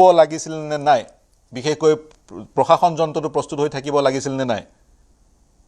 নাই, চাওক, কথাটো আমি এই ধৰণে আমি বস্তুটো চাব লাগিব যে এইটো কথা সঁচা যে আজি যি এই আমাৰ ফ্লাডটো হৈছে, এইটো আপোনাৰ কোনোদিনে আমি যোৱা লাষ্ট 50-60 ইয়াৰ্ছৰ ব্যৱধানত আমি এনেকুৱা কোনেও নেদেখা আৰু নুশুনা এনেকুৱা ধৰণৰ এটা আমাৰ বানপানী আজি মানে অসমৰ এই 4খন জিলাই দেখিবলৈ পাইছে। এতিয়া ইয়াৰ মোৰ আগত আমাৰ পাৰ্থদাই কৈ গ'ল যে ইয়াৰে এটা এনালিচিছ হোৱা উচিত বা নিশ্চিতভাৱে এই বিপদটো যেতিয়া পাৰ হৈ যাব তাৰ পিছত ডেফিনেটলি চৰকাৰী স্তৰত নিশ্চিতভাৱে এটা অনুসন্ধান বা এটা এনালিচিছ কৰা যাব বিশেষজ্ঞসকলক লৈ কেনে যে এনেধৰণৰ মানে কি বুলি কয় এই মানে এইটো ইণ্টেনচিটিত এনেকুৱা ফ্লাড কিয় হ'ল। এতিয়া চাওক, আপুনি কৈ আছে যে মানে প্ৰস্তুত মানে আপোনাৰ মানে প্ৰিপেয়াৰনেছৰ কথা। চাওক, এটা কথা আমি বুজি পাব লাগিব যে 20 তাৰিখৰ যোনটো এতিয়া ক্লাউড বাৰ্ষ্ট হৈছিল নে এইটো এক্সেচিভ মানে কি বুলি কয় মানে ৰেইনফল আছিলে, সেইটোতো বিশেষজ্ঞসকলে ক'ব। কিন্তু আমি যদি ষ্টেটিষ্টিক্সলৈ আমি যদি চাবলৈ যাওঁ, এইটো কথা সঁচা যে 20 তাৰিখৰ দিনাখন মন ডিষ্ট্ৰিক্ট, মোককচং ডিষ্ট্ৰিক্ট আৰু ৱোখা ডিষ্ট্ৰিক্টৰ যোনটো আপষ্ট্ৰীম কেচমেণ্ট এৰিয়া, তেওঁলোকে কিন্তু বহুত মানে এবনৰ্মেল ৰেইনফল ৰিচিভ কৰিছিলে। মানে মই যদি ষ্টেটিষ্টিকেলি ক'বলৈ যাওঁ 130 মিলিমিটাৰ, 126 আৰু 69 মানে আপোনাৰ মন, মোককচং আৰু ৱোখা। চ' সেইটো খুব কম সময়ৰ ভিতৰত এইমাত্ৰ আমাৰ মানে আমাৰ নিউজ 18ৰ আমাৰ যি সাংবাদিক মানে হেৰি আছে, তেখেতে এইমাত্ৰ ক'লে যে 19-20 ফুট পানী মানে ওপৰেদি নৰ্মেল হেৰিৰ পৰা ওপৰলৈ গৈছিলে। সেইখিনি পানী ধৰক আমি যদি ডিষ্টেঞ্চটো চাবলৈ যায়, আমাৰ অসমৰ পৰা যদি নাগালেণ্ড বৰ্ডাৰৰ সেই ডিষ্টেঞ্চ চাবলৈ যায়, হাৰ্ডলি কিমান হ'ব, 55 to 60 কিলোমিটাৰ। আৰু যেতিয়া আমি ৰাস্তাৰে যেতিয়া আমি ধৰক গাড়ী চলাই আহো তেতিয়া 1-1.5 ঘণ্টাৰ বাট। কিন্তু যেতিয়া আপোনাৰ পাহাৰৰ পৰা ওপৰৰ পৰা তললৈ যেতিয়া নদী আহে, নদীয়ে কিন্তু আপোনাৰ সেনেকুৱা ৰাস্তা নাচায়, য'ত শ্বৰ্টেষ্ট ৱে পায় সি খুব স্পীডত তলত নামি আহে। চ' তেনেস্থলত আমাৰ মানে কি বুলি কয় মানে প্ৰিপেয়াৰ্ড হৈ কেনে বা মানুহক আমি নিৰাপদ স্থানলৈ পঠোৱা মানে কম সময়ত মানে এইটো মই আইনৰ ছাত্ৰ, আমি মানে টৰ্চ বোলা ছাবজেক্টত আমি পঢ়িব পাইছিলো এক্ট অফ গড।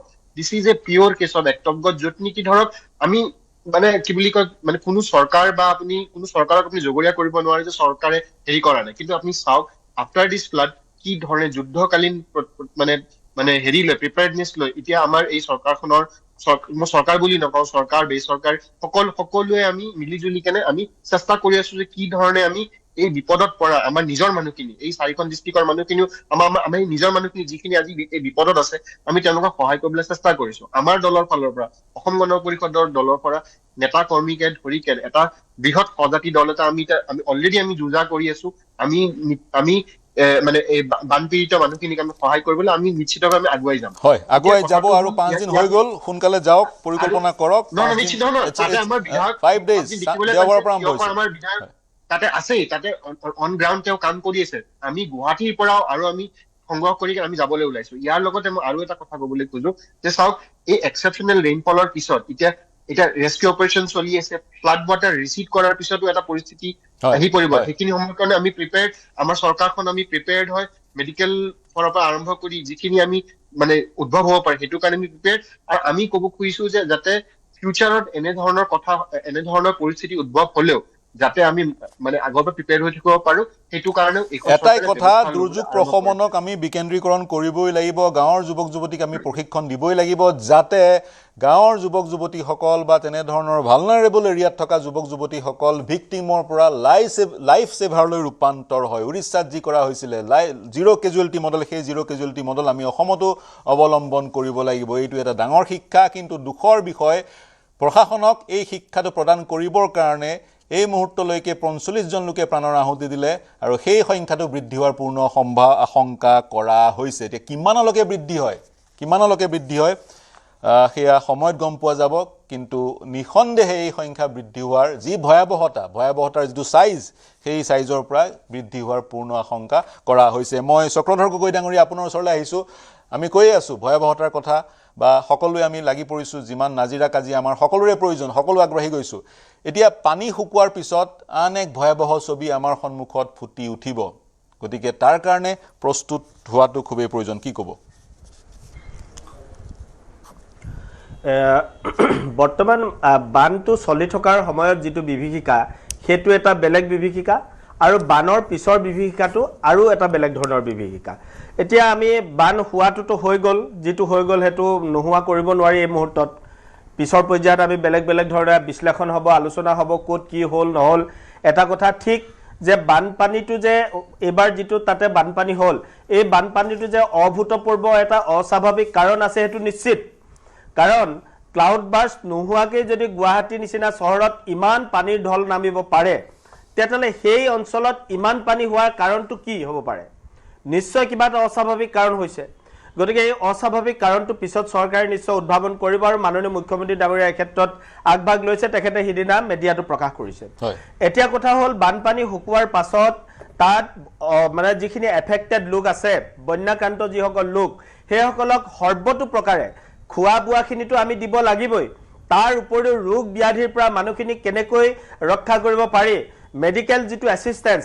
এই এছিষ্টেন্সটো পূৰ্ণোদ্যমে আমি দিব লাগিব আৰু তাত পানী বিশেষকৈ খোৱা পানীৰ ক্ষেত্ৰত তেওঁলোকক খুব মন দিব লাগিব কাৰণ পানীটো টিউবেল সব ডুবি গ'ল হয়তো পুতেই খাই গ'ল এইবিলাক গতিকে সেইবিলাকতো নাইকিয়া হৈ গ'ল এতিয়া আৰু অন্যান্য যিবিলাক আমাৰ জলযোগৰ ব্যৱস্থা আছিলে জলযোগানৰ ব্যৱস্থা আছিলে খোৱা পানী সেইবিলাকো নষ্ট হৈ গৈছে গতিকে এটা আমি চৰকাৰীভাৱে কেনেকৈ ধৰণে পাৰোঁ তেওঁলোকক পেকেট পানী হ'লেও নি পেলাই দিবগৈ লাগিব এইখিনি কৰিব লগা আছে আৰু তাৰ উপৰিও মানুহখিনিক এতিয়া আমি অলপ সাইকোলজিকেলি মানুহখিনিক ট্ৰিটমেণ্ট দিব লাগিব তেওঁলোকে কাৰণ এতিয়া আৰ্তনাদত আছে তেওঁলোকে একদম ভয়াৰ্ত এটা মনোভাৱত আছে তেওঁলোকৰ সন্মুখত সকলো বস্তু হেৰাই গ'ল মানুহ হেৰাই গ'ল কাৰোবাৰ আপোনজন হেৰাইছে হাঁহ সম্পত্তি গৰু গাই এই হেৰাই যোৱাৰ পাছত তেওঁলোক মানসিকভাৱে সাংঘাতিক ধৰণে এটা দংশিত অৱস্থাত আছে দংশন হৈছে মানসিক গতিকে সেই লোকসকলক এটা মানসিক ষ্টেবল কৰিবৰ কাৰণে মানসিকভাৱে তেওঁলোকক বিভিন্ন ধৰণৰ সামাজিক কনচলিডেশ্যনৰ প্ৰয়োজন আছে তেওঁলোক কনচল কৰিব লাগিব তেওঁলোকক আলাপ আলোচনা কৰি ট্ৰিটমেণ্ট দিব লাগিব মানসিক ট্ৰিটমেণ্ট যাতে তেওঁলোকক ভালকৈ অনাগত দিনত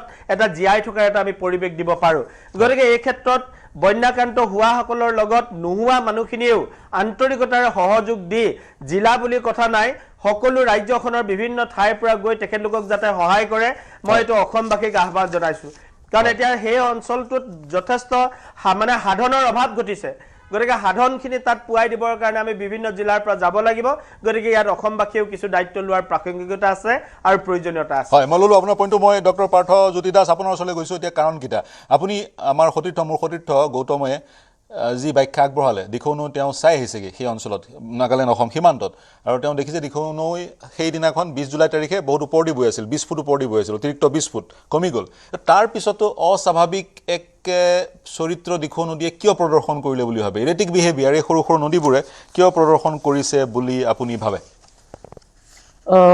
তেখেতে আপোনাৰ ৰিপৰ্টাৰ যদি কোৱা তেখেতে ভাল কথা এটাই কৈছে তেখেতে এটা মানে পোষ্ট ফ্লাড এটা মানে ফিল্ড ইনভেষ্টিগেশ্যন নকৰিলে গোটেই কথাটো ভালকৈ বুজা নাযাব আৰু মই ধৰি লওক এতিয়া যিখিনি আমি তথ্য পাতি বাহিৰৰ পৰা পাইছোঁ তাৰ পৰা মই ঘটনাটো এনেকুৱাকৈ দেখিছোঁ যে নাগালেণ্ডৰ এটা আপেক্ষিকভাৱে সৰু অঞ্চলৰ পৰাই আমাৰ বহুত কেইখন নদী ওলাইছে যেনেকৈ দিখৌ ওলাইছে দৰিকা দিচাং ভোগদৈ আৰু এইবাৰ দুৰ্ভাগ্যপূৰ্ণভাৱে যি ঠাইত বৰষুণ গোটেই ডাঙৰ অতিবৃষ্টিখিনি হ'ল সেইখিনি এই আপাৰ কেচমেণ্ট এৰিয়া বহুত কেইখন নদীৰ এখন নদীৰ নহয় সেইকাৰণে বহুত অসমত বহুত ডাঙৰ এটুকুৰা ঠাই 3খন জিলাৰ এই মানে বানপানীৰ কবলত পৰিছে কিন্তু মোৰ এটা কথা মনত পৰিছে যে 1988 চনত বিশাল ডাঙৰ এটা বানপানী হৈছিল অসমৰ ইতিহাসত আৰু তেতিয়াও মানে কপিলীৰ পৰা হোৱা বানপানীলৈ কিছু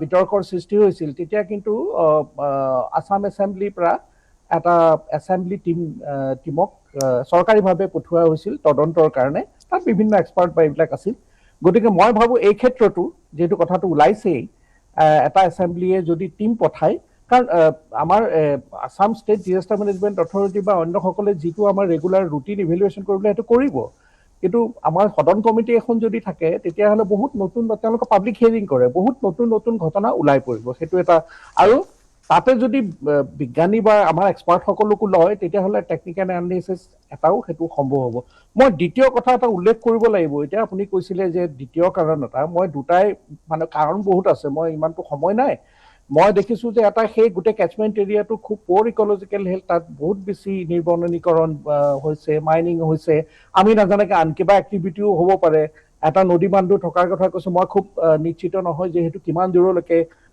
মানে বনোৱাৰ কথা আছিল, সেইটো নাজানো, নজনাকে আমি ক'ব নোৱাৰো।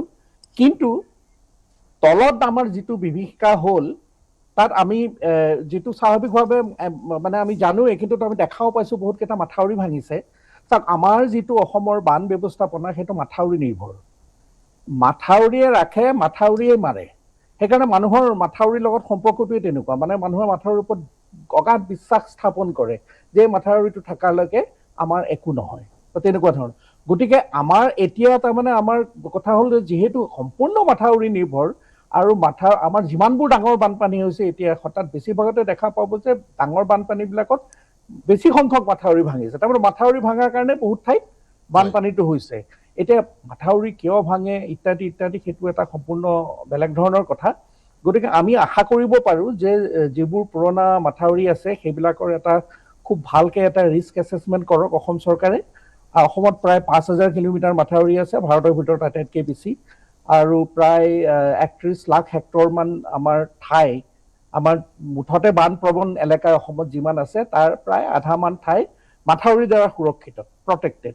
কিন্তু এতিয়া যিহেতু দেখা হ'ল নাজিৰাৰ ক্ষেত্ৰত যে সুৰক্ষিত বুলি অনুভৱ কৰা ঠাইবিলাকতো আমি আচলতে সুৰক্ষিত নহয়, বিভিন্ন ধৰণে তাত বানপানী হ'ব পাৰে। গতিকে এই যিবোৰ ঠাই আমি তুলনামূলকভাৱে সুৰক্ষিত বুলি ইমান দিনে ভাবি আহিছোঁ তাৰো এটা প্ৰপাৰ ৰিস্ক এছেছমেণ্ট হ'ব লাগে। মাথাউৰিবোৰ আচলতে কেনে অৱস্থাত আছে, কাৰণ আমি মই এটা কথা সুধিব, মথাউৰিৰ কথাটো আমি উল্লেখ কৰিছে, মথাউৰিয়ে একমাত্ৰ বিকল্প নেকি? মথাউৰি একমাত্ৰ এই বিষয়টোত কিন্তু ডিমত আন বিশেষজ্ঞৰ মুখৰ পৰা মই শুনিছিলোঁ, বিশেষকৈ ডক্টৰ ভাগৱত প্ৰাণ দুৱৰাই মথাউৰি বিকল্প নহয় বুলি কৈছিল। আপুনি ক'ব বিচাৰিছে নেকি মথাউৰিবোৰ শক্তিশালী কৰা হওক আৰু মথাউৰি ইজ দি অনলি সলিউশ্যন? নাই, মই সেইটো ক'ব খোজা নাই। মই খালি ক'ব খুজিছোঁ যে বৰ্তমান আমাৰ যিটো এপ্ৰ'চ সেইটো মাথাউৰি নিৰ্ভৰ। দুৰ্ভাগ্যক্ৰমে সেইটো যোৱা 75 বছৰ ধৰি মাথাউৰি নিৰ্ভৰেই হৈ থাকিলে। এই বিষয়ে মই নিজেও অনেক লেখা মেলা কৰিছোঁ যে মাথাউৰি এটা মূল এটা আমাৰ হ'ব পাৰে, কিন্তু তাৰ লগতে আৰু বহুত কাম আমি কৰিব লাগে। এইটো এটা সম্পূৰ্ণ সময় সাপেক্ষ মানে আমাক এটা আলোচনা লাগিব।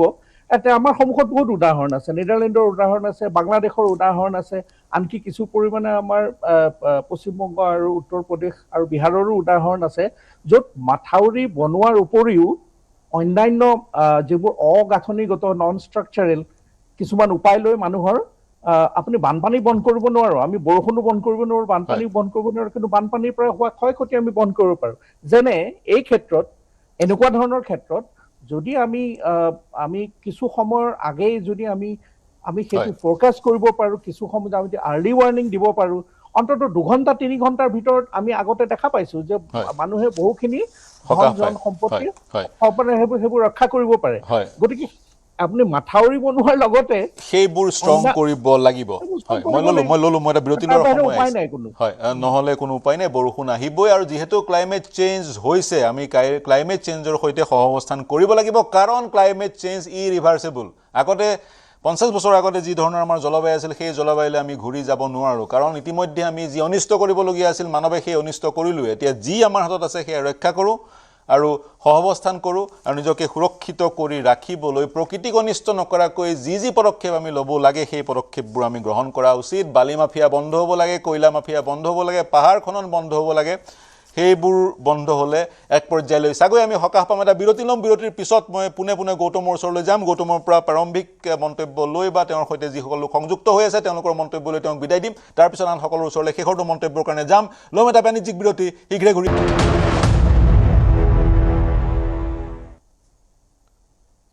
নমস্কাৰ প্ৰিয় দৰ্শক, সকলোকে স্বাগতম জনাইছোঁ। বিৰতিৰ পিছত মোৰ হাতত বেছি সময় নাই, 10-12 মিনিট সময় আছে। মই পোনে গৌতম আপোনাৰ ওচৰলৈ যাব বিচাৰিছোঁ আৰু কি অতিৰিক্ত তথ্য আমাক প্ৰদান কৰিব, আৰু যদি পাৰি যিসকল লোক আছে যদিহে তেওঁলোক বানত প্ৰভাৱিত, তেওঁলোকৰ মন্তব্য আপোনাৰ পৰা জানিব বিচাৰিম। হয়, নিশ্চয়কৈ পাৰ্থ, মই বৰ্তমান আছোঁ শিৱসাগৰ জিলাত, আৰু শিৱসাগৰ নগৰৰ যি ষ্টেচন চাৰিআলি আছিলে, ষ্টেচন চাৰিআলিত আজি পুৱাৰ ভাগৰ পৰা আমি বাতৰি সম্প্ৰচাৰ কৰিছিলোঁ যে ইয়াত যি পানী সোঁত আছিলে, এটা ভাল খবৰ যে পুৱাৰ তুলনাত বৰ্তমান পানী বহু পৰিমাণে হ্ৰাস পোৱা দেখিবলৈ পোৱা গৈছে। ইয়াতে স্থানীয় লোক আছে, দাদা মই জানিব বিচাৰিম যে পানী কমিছেনে বাৰু, পানী কমা যেন লাগিছে? পানী আজি ৰাতিপুৱাৰ যিটো আছিলে তাৰ পৰা এতিয়া বৰ্তমান অলপ পানী কমি গৈছে বুলি আমি দেখা পাইছোঁ, কিন্তু আৰু কিছু জেগাত এতিয়াও তেনেকৈ আছে, কিন্তু পানী যেনেকৈ কমিব লাগিছিল তেনেকৈ কমা নাই এতিয়ালৈকে। তেনেকৈ কমা নাই। হয়। আৰু এনেকুৱা পানী আপোনাৰ জীৱনকালত কেতিয়াবা দেখিছেনে শিৱসাগৰ? নাই শিৱসাগৰত আমি এনেকুৱা পানী জীৱনত নাই দেখা। আৰু আমি ভগৱানৰ ওচৰত এইটোৱে প্ৰাৰ্থনা কৰোঁ, অতি সোনকালে যাতে শিৱসাগৰৰ পৰা এই যি বেয়া সময় আহিছে, বেয়া সময় অতি সোনকালে যাতে শিৱসাগৰৰ পৰা গুচি যায়, আমি এইটোৱে বিচাৰোঁ। মানুহৰ যিমান দুখ কষ্ট আমি চকুৰ আগত দেখি আছোঁ, আৰ্তনাদ দেখি আছোঁ, মানুহৰ ঘৰে দুৱাৰে যথেষ্টখিনি মানুহে কষ্টৰ সন্মুখীন হ'ব লগা হৈছে। এইখিনি সময়ত আমি বিচাৰোঁ যে প্ৰত্যেকে যাতে শিৱসাগৰৰ কাৰণে ভগৱানৰ ওচৰত প্ৰাৰ্থনা কৰে। আৰু দ্বিতীয়তে অসম চৰকাৰক আমি এইটো অনুৰোধ জনাওঁ যে যিমানখিনি সাহায্য আমি পাইছোঁ, তাৰোপৰি বহুতখিনি পৰিমাণত বহুতখিনি জেগাত এতিয়াও সাহায্য পোৱাগৈ নাই। আমি বিচাৰোঁ যে চৰকাৰে সেইটো দৃষ্টিগোচৰ কৰি পেলাই অতি সোনকালে যিসকল মানুহে এতিয়াও সাহায্যৰ পৰা বঞ্চিত হৈ আছে, তেওঁলোকে যাতে সেইখিনি পাব লাগে। হয়, ধন্যবাদ জনাইছোঁ। আৰু দাদা, পানী কমিছেনে বাৰু? আগতকৈ কমিলে, আগতে এইটো লেভেলত আছিলে, তো ইয়াৰ পৰা অলপ এতিয়া সেইডোখৰ পাইছেগৈ, এতিয়া আগতকৈ অলপ কমিছে আৰু কমা যেন লাগিছে। হয় হয়। আৰু বাকী সাহায্য বা তেনেধৰণৰ সা সুবিধা সাহায্য পাইছে, কিন্তু এইডোখৰত কিন্তু পানী পিনে পোৱা নাই। আপোনাৰ 13 নম্বৰ ৱাৰ্ডটোৰ এইফালে 9 ঘৰমান আছে, সেই 9 ঘৰ কিন্তু নাই পোৱা, পানীতে আছে তেওঁলোক। বাকী এইকেইডোখৰত পালে বাৰু, ইয়াতে আনি দিছে, ইয়াতে বামতে যিখিনি পাইছে লৈছে। হয়, ধন্যবাদ জনাইছোঁ। আৰু পাৰ্থ, মই এটা কথা জনাব বিচাৰিছোঁ যে আজি আমি যি স্থানলৈ গৈছিলোঁ, বিহুবৰ চন্তক একেবাৰে সীমামূৰীয়া নাগালেণ্ড সীমান্তৰ যিটো অঞ্চল আটাইতকৈ বেছিকৈ বিধ্বস্ত হৈছে, তাত যেতিয়া বাতৰি সম্প্ৰচাৰ কৰিছিলোঁ বিগত দুদিন ধৰি, আজি আমি দেখা পাইছোঁ যে ট্ৰাকে তালৈ সাহায্য সামগ্ৰী গৈছে। পানীৰ পৰা আৰম্ভ কৰি খাদ্য সামগ্ৰী তালৈ যোগান ধৰিবৰ বাবে তাৰ স্থানীয় প্ৰশাসনে ব্যৱস্থা কৰিছে, আৰু বিভিন্ন ৰাইজৰ মাজত সেই সামগ্ৰীসমূহ বিতৰণ কৰা হৈছে। ঠিক সেইদৰে আজি পুৱাৰ ভাগত আমি বাতৰি সম্প্ৰচাৰ কৰিছিলোঁ ইয়াতে। আৰু শিৱসাগৰ নগৰখনৰে, মই গ্ৰাম্যাঞ্চলৰ কথা বাদ দিছোঁ, নগৰখনৰে বহু লোকে স্বতঃস্ফূৰ্তভাৱে আহি নিউজ 18ৰ সন্মুখত তেওঁলোকে ক্ষোভ উজাৰিছিল যে তেওঁলোক জলবন্দী হৈ আছে বিগত 3-4 দিনৰ পৰা, কিন্তু তেওঁলোকে এটুপি খোৱা পানীৰ বাবে হাহাকাৰ কৰিব লগা হৈছে। গতিকে এইটো যিটো এটা পৰিকল্পিতভাৱে এনেধৰণৰ যি ব্যৱস্থা গ্ৰহণ কৰিব লাগে, সেয়া শিৱসাগৰত হৈ উঠা দেখা পোৱা নগৈছিল। আৰু বহু লোকে এতিয়াও সাহায্য পোৱা নাই। আৰু বিভিন্ন ভিতৰুৱা অঞ্চলসমূহত বহু লোক এতিয়াও ওখ স্থানত আশ্ৰয় লৈ থাকিব লগা হৈছে। সেইসকলক এতিয়াও উদ্ধাৰকাৰী দল বা সাহায্য আমি আশা কৰিম যে সকলোৱে সাহায্য পাওক, সেই কাম্য আমাৰ নিৰাপদ স্থানলৈ আহক। যিসকল আবদ্ধ হৈ আছে, জলবন্দী হৈ আছে, তেওঁলোক আহক, সেয়ে আমাৰ কাম্য। কাৰণ দেওবাৰৰ বৰষুণ আৰু বৃহস্পতিবাৰে এতিয়াও আমি কথা পাতি আছোঁ মানুহ জলবন্দী হৈ থকাৰ। 5 দিন যদি এগৰাকী ব্যক্তি, আপুনি নিজে উপলব্ধি কৰক, 5 দিন ধৰি এগৰাকী 70-75 বছৰীয়া ব্যক্তি, মোৰে পৰিচিত বহু তেনেধৰণৰ আছে, জ্যেষ্ঠ ব্যক্তি, ছিনিয়ৰ চিটিজেন আবদ্ধ হৈ আছে 4-5 দিন ধৰি, তেওঁ কি এক আৰ্তনাদত ভুগিব, অকল্পনীয়। গতিকে উদ্ধাৰ হওক, নিৰাপদ স্থানলৈ আহক আৰু সাহায্য লাভ কৰক। মই আনসকলৰ ওচৰলৈ গৈছোঁ, মই আৰম্ভ কৰিছোঁ চক্ৰধৰ গগৈ, আপোনাৰ প্ৰায় শেষৰটো মন্তব্য 1 মিনিটৰ ভিতৰত অনুৰোধ জনাওক শেষৰটো মন্তব্য কৰিবলৈ। মই সকলোৰে ওচৰলৈ যাতে শেষৰটো মন্তব্য কৰিবলৈ যাব পাৰোঁ। হয়, কি ক'ব? এই মুহূৰ্তত মানে এটাই আমাৰ আহ্বান থাকিব যে এইটো খুব বিপদৰ মুহূৰ্ত। এই বিপদৰ মুহূৰ্তত আমি সকলোৱে ধৈৰ্যৰে আগবাঢ়িব লাগিব। বিশেষকৈ আক্ৰান্ত লোকসকলেও এইখিনি সময়ত খুব বেছি পেনিক হ'ব নালাগে। তেখেতলোকে যেনেধৰণে যি আশ্ৰয় পাইছে তাতে লৈ এতিয়া গ্ৰহণ কৰি তেখেতলোকে অনাগত দিনৰ এটা পাতনি মেলিব লাগিব। কিন্তু তাৰ মাজতে চৰকাৰখনৰ আমাৰ দায়িত্ব আছে, আৰু দায়িত্ব আছে কাৰণেই মাননীয় মুখ্যমন্ত্ৰী ডাঙৰীয়াই নিজেই তদাৰক কৰি আছে। আৰু ভাৰতীয় সেনা পৰ্যন্ত 4খন হেলিকপ্টাৰ উদ্ধাৰ কাৰ্যত লিপ্ত হৈছে। NDRF, SDRF গোটেইখিনি মানুহ নামি আছে। আৰু এতিয়া আমাৰ মাননীয় সাংবাদিকগৰাকীৰ পৰাও গম পালোঁ যে ট্ৰাক হিচাপত খাদ্য সম্ভাৰ গুচি গৈছে। আৰু এইখিনি গৈ আপোনাৰ যিখিনি আমাৰ খুব ভিতৰুৱা জেগা আছিলে, সেই ভিতৰুৱা ঠাইখিনি পাবলৈ নিশ্চয় অকণমান দেৰি লাগিবই। বিশেষকৈ আমাৰ বিহুবৰ চন্তক এইবিলাক বহু অতি ভিতৰুৱা জেগা, আৰু তাতে আটাইতকৈ বেছি পানীৰ প্ৰকোপটো বাঢ়িলে। গতিকে সেইখিনি পাওঁতে আৰু বহু ভিতৰুৱা কিছুমান গাঁও থাকি যায়। সেই গাঁওবিলাকলৈ লৈ যোৱাৰ ক্ষেত্ৰত স্থানীয় ৰাইজৰো সহায় লাগিব। কেৱল কেইজনমান চৰকাৰী মানুহে এইখিনি গোটেইখিনি কৰিব পাৰিব বুলি মই নকওঁ। সেইকাৰণে স্থানীয় ৰাইজৰ বহুত দায়িত্ব আছে। য'ত যিখিনি ঠাইত বানপানী হোৱা নাই তাৰ পৰা মানুহবিলাক গৈ যাতে অলপ সহযোগ কৰে, আৰু চৰকাৰখনে যিমান পাৰে সিমান কাম কৰিব। কাৰণ মুখ্যমন্ত্ৰীগৰাকীয়ে আৰম্ভণি দিনটোৰ পৰাই কৈ আছে, কালিৰ পৰা তেখেতে নিজে লেণ্ডিং কৰিছে, এতিয়াও ঘূৰি আছে। গতিকে এইখিনিত আমাৰ সহযোগ থাকিব। মই ভাবোঁ আক্ৰান্তসকলৰ লগত আমি দুখৰ সমভাগী হৈছোঁ, আৰু ঈশ্বৰে তেখেতলোকক ভাল কৰক। আক্ৰান্তসকলৰ লগত সকলোৱে আমি সমভাগী হৈছোঁ। যি ধৰণে আমি সকলোৱে পাৰোঁ সহায়ৰ হাত আগবঢ়াব লাগে, বহুত আগবাঢ়ি গৈছে, আৰু তেওঁলোকক কিন্তু সহায়ৰ প্ৰয়োজন এই মুহূৰ্তত। মই ডক্টৰ পাৰ্থজ্যোতি দাস, আপোনাৰ পৰা শেষৰটো মন্তব্য। মই ভাবোঁ আমি এই অভূতপূৰ্ব বান পৰিস্থিতিৰ পৰা দুটা শিকনি মানে আমি বহুত কথা শিকিব পাৰোঁ। তাৰে দুটা কথা ক'ব খুজিছোঁ। প্ৰথম কথা হ'ল যে ব্ৰহ্মপুত্ৰ উপত্যকা আৰু বৰাক উপত্যকাত আৰু বিশেষকৈ ব্ৰহ্মপুত্ৰ উপত্যকাত সুৰক্ষিত স্থান বুলি কোনো স্থান নাই। গতিকে আমাৰ প্ৰতি ইঞ্চি মাটিয়েই বানপ্ৰৱণ, ভালনাৰেবল টু ফ্লাড। গতিকে প্ৰত্যেক বাৰিষা মে' মাহৰ পৰা অক্টোবৰলৈকে দুৰ্যোগ ব্যৱস্থাপনাৰ লগত জড়িত সংস্থাসমূহে এনেধৰণৰ ক্লাউড বাৰ্ষ্ট বা অতিবৃষ্টি হ'ব পাৰে, ঢল পানী, বানপানী, তীব্ৰ পানী হ'ব পাৰে, এনেধৰণৰ মানসিকতাৰে সদায় সৰ্বদা প্ৰস্তুত থাকিব লাগিব এনে কামৰ কাৰণে। আৰু প্ৰত্যেক বছৰে আমি অন্ততঃ বানপানীৰ আগে আগে গোটেই মাথাউৰিবিলাকৰ অৱস্থাটো নিৰীক্ষণ কৰি সেইমতে ব্যৱস্থা কৰিব।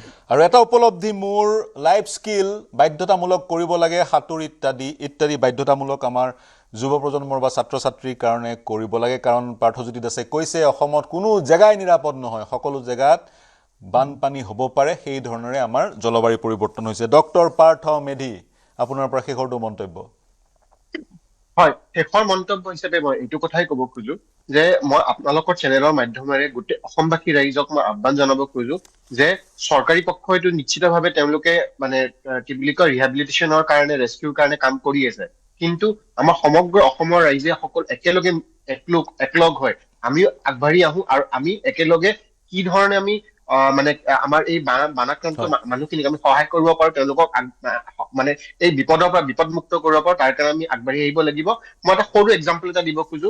মই যোৱাকালি NKTVত এই টপিকৰ ওপৰত যেতিয়া আপোনাৰ টক শ্ব' হৈ আছিল, তেতিয়া এটা খুব ভাল কথা আমি শুনিব পাৰিছিলো যে বিশ্বনাথ চাৰিআলিৰ যিখিনি আপোনাৰ বিশ্বনাথ চাৰিআলি বিশ্বনাথ ঘাটত যিখিনি নাৱৰীয়া আছে, তেওঁলোকেও মানে তেওঁলোকে ইচ্ছা প্ৰকাশ কৰিছে যে তেওঁলোক যাই কেনে মানে আপোনাৰ এই 4খন ডিষ্ট্ৰিক্টত তেওঁলোকে নিজৰ সহায় সহযোগিতা আগবঢ়াব।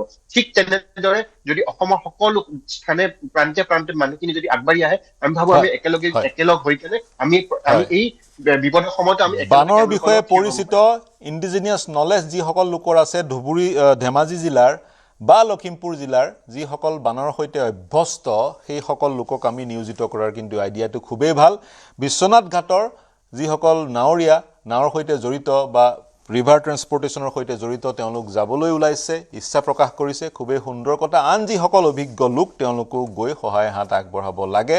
আৰু পাৰ্থজ্যোতি দাসে যিটো কথা ক'লে, অসমৰ কোনো জেগাই বিপদমুক্ত নহয়। যিকোনো জেগাত যিকোনো সময়ত, বিশেষকৈ বাৰিষাৰ সময়ত বানপানী আহিব পাৰে। গতিকে আমি সাজু থাকিব লাগিব, সজাগ হৈ থাকিব লাগিব আৰু দুৰ্যোগ প্ৰশমনৰ গোটেই চৰিত্ৰটো আমি পৰিৱৰ্তন কৰিব লাগিব, পেৰাডাইম শিফ্ট এটা কৰিব লাগিব আৰু বিকেন্দ্ৰীকৰণ কৰিব লাগিব। লাইফ স্কিল আমি সকলোৱে জানিব লাগিব। এনেধৰণৰ অৱস্থালৈ আমি যিহেতু গৈছোঁ, তেতিয়াহে আমি বাচি থাকিব পাৰিম। আৰু এতিয়া মই পুনৰ আহ্বান জনাম নাজিৰাবাসীক, চৰাইদেউবাসীক, যোৰহাটবাসীক, প্ৰয়োজন আপোনাৰ আগবাঢ়ি আহক, যি ধৰণে পাৰা সাহায্য আগবঢ়াওক। এই চিন্তাৰে মই অনুষ্ঠান সামৰিছোঁ। মোৰ সৈতে সংযুক্ত হোৱাৰ কাৰণে গৌতম বৰা, প্ৰদীপ গগৈ, দিগন্ত হাজৰিকা, ডক্টৰ পাৰ্থজ্যোতি দাস, পাৰ্থ মেধি আৰু চক্ৰধৰ গগৈ সকলোকে ধন্যবাদ জ্ঞাপন কৰিছোঁ।